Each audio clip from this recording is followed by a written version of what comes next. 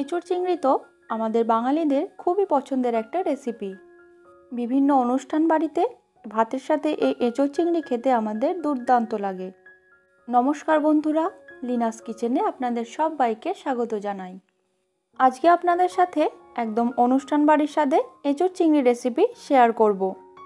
শুধুমাত্র ঘরোয়া কিছু উপকরণ দিয়েই আপনারা এই এঁচোড় চিংড়ি একদম অনুষ্ঠান বাড়ির স্বাদে কীভাবে তৈরি করবেন চলুন দেখে নিই।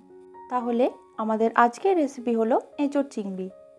তো এঁচোড় চিংড়ি বানানোর জন্য এখানে সবার প্রথম আগে এঁচোড়টাকে কেটে নেব। এঁচোড়টা কাটতে এখানে আমাকে মা হেল্প করেছে। এঁচোড় কাটার আগে দু হাতে ভালো করে আগে অবশ্যই সর্ষের তেল মাখিয়ে নেবেন, তাহলে এঁচোড়ের আঠাটা হাতে অতটা লাগবে না। তো আমি এখানে একটা 850 গ্রামের এঁচোড় নিয়েছি। এরপর প্রথমে এঁচোড়টাকে এইভাবে মাঝখান থেকে দুভাগে ভাগ করে নিতে হবে। দুভাগে ভাগ করার পর এইভাবে আরও কয়েকটা এখান থেকে ভাগ করে নেব।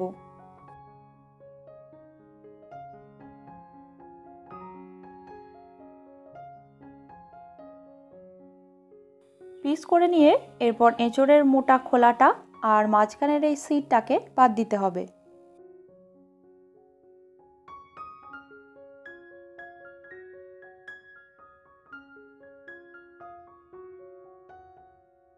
বাদ দিয়ে এবার এঁচোড়টাকে মিডিয়াম সাইজের পিস করে কেটে নেব। খুব বেশি ছোটও করব না, আবার খুব বেশি বড়ও করব না।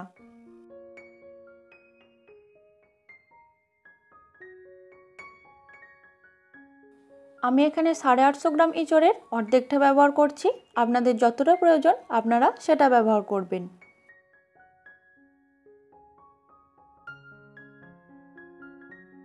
এঁচোড়টাকে কেটে নিয়ে এটাকে জলের মধ্যেই কিছুক্ষণ রেখে দেব। এতে এঁচোড়ের যে আঠাটা সেটা অনেকটা বেরিয়ে যাবে। এঁচোড়টা আমি এখানে জল পাল্টে খুব ভালো করে ধুয়ে নিয়েছি। আর এঁচোড় চিংড়ির জন্য এখানে আলুগুলোকেও এইভাবে মিডিয়াম সাইজের কেটে নিয়েছি।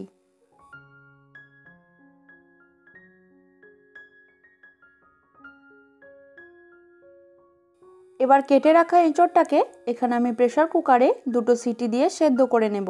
আপনারা চাইলে এখানে প্রেসার কুকারের বদলে কড়াইতে বা অন্য কোনো পাত্রে তাতে জল, নুন আর একটু হলুদ দিয়ে এঁচোড়টাকে 50 থেকে 60% মতো বয়েল করে নিতে পারেন।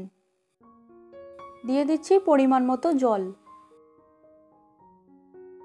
আর এখানে 250 গ্রাম একটু বড় সাইজের চিংড়ি মাছ ভালো করে ধুয়ে পরিষ্কার করে নিয়েছি। এবার এতে পরিমাণ মতো নুন, অল্প হলুদ আর একটু সর্ষের তেল দিয়ে মাখিয়ে ম্যারিনেট করে রেখে দেব।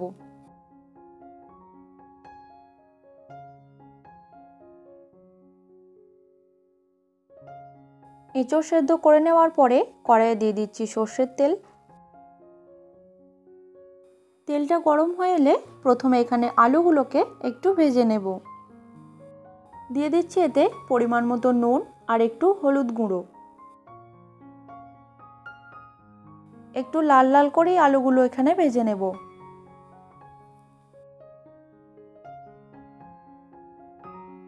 আলুগুলো এখানে ভেজে নেওয়া হয়ে গেছে। এরকম ওপর থেকে হালকা লাল লাল কালার চলে আসলে আলুগুলোকে তুলে নেব। আলু ভেজে তুলে নিয়ে এরপর ওই তেলেই সেদ্ধ করে রাখা এঁচোড়গুলোকেও একটু ফ্রাই করে নেব।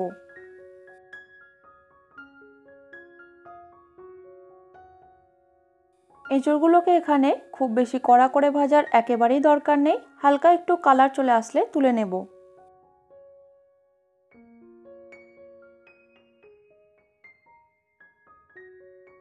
এরপর ওই তেলেই ম্যারিনেট করা চিংড়ি মাছগুলোকেও হাই ফ্লেমে 20 থেকে 25 সেকেন্ড মতো সময় নিয়ে ভেজে নেব। এর থেকে বেশি সময় নিয়ে ভাজতে গেলে চিংড়িগুলো ওভারকুক হয়ে যাবে আর খাওয়ার সময়ও নরম থাকবে না। চিংড়ি মাছগুলোকে ভেজে নিয়ে তুলে নিচ্ছি। চিংড়ি মাছ ভেজে তুলে নিয়ে এরপর কড়াইয়ে আরেকটু সর্ষের তেল দিয়ে দিচ্ছি। আর তাতে ফোড়ন হিসেবে দিয়ে দিচ্ছি 3টে এলাচ, 5টা ছোট স্টিক দারচিনি, 3টে লবঙ্গ, একটা তেজপাতা, হাফ চা চামচ গোটা জিরে আর একটা শুকনো লঙ্কা। তেলে ফোড়নটাকে একটু নেড়ে নিয়ে এর মধ্যে দিয়ে দিচ্ছি 4টে মিডিয়াম সাইজের স্লাইস করে কেটে রাখা পেঁয়াজ। পেঁয়াজটা যাতে তাড়াতাড়ি নরম হয়ে যায় তার জন্য এখানে দিয়ে দিচ্ছি অল্প পরিমাণে একটু নুন।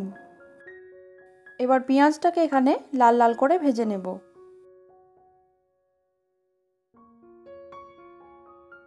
পেঁয়াজটাকে লাল লাল করে ভেজে নিয়ে এরপর এর মধ্যে দিয়ে দিচ্ছি আদা জিরে বাটা আর থেঁতো করে রাখা রসুন। রসুনটা এখানে আপনারা পেস্ট করেও দিতে পারেন। এবার 1 থেকে 2 মিনিট মতন সময় নিয়ে রসুনটাকে আর আদাটাকে এখানে ভালো করে কষিয়ে নিতে হবে।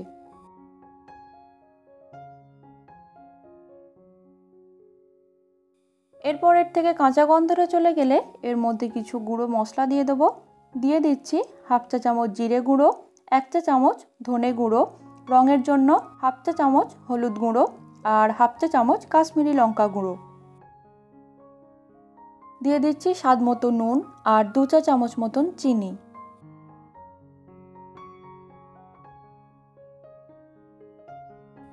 এবার এই মশলার মধ্যে ওপর থেকে একটু জল ছড়িয়ে দিয়ে মশলাগুলোকে ভালো করে কষিয়ে নেব।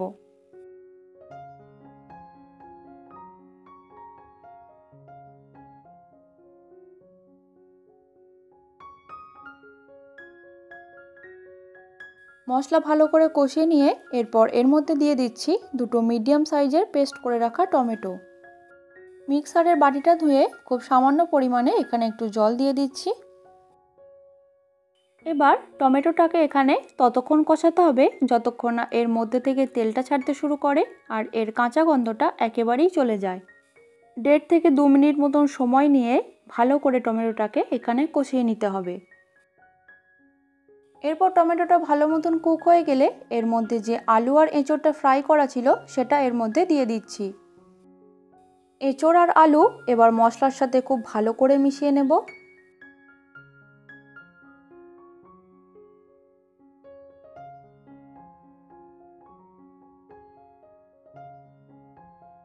মিশিয়ে নিয়ে এবার এতে কোনো রকম জল না দিয়ে গ্যাসের ফ্লেমটা একদম লোতে রেখে 5 থেকে 7 মিনিট মতন সময় নিয়ে ঢাকা দিয়ে এটাকে একটু কুক করে নেব। মিনিট 5-7 পর এবার ঢাকাটা খুলে দিচ্ছি। দিয়ে দিচ্ছি এবার এতে পরিমাণ মতন জল। আপনারা এখানে গ্রেভিটা যতটা রাখতে চাইবেন সেই অনুযায়ী জলটা এখানে দিয়ে দেবেন। এবার ঢাকা দিয়ে লো টু মিডিয়াম ফ্লেমে 20 থেকে 25 মিনিট মতন সময় নিয়ে এটাকে ভালো করে কুক করে নেব। এতে এঁচোড় আর আলু দুটোই খুব ভালো মতন কুক হয়ে যাবে। মিনিট 10-15 পর ঢাকাটা একবার খুলে এর মধ্যে ভেজে রাখা চিংড়ি মাছগুলোকে দিয়ে দেব।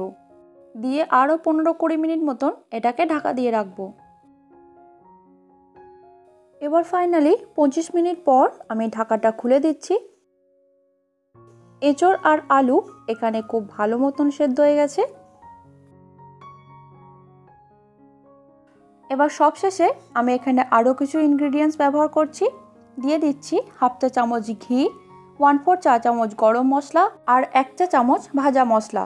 এই ভাজা মশলাটা আমি গোটা জিরে, গোটা ধনে, মৌরি, শুকনো লঙ্কা, এলাচ, লবঙ্গ আর দারচিনি দিয়ে শুকনো খোলায় একটু ভেজে নিয়ে গুঁড়িয়ে নিয়েছি।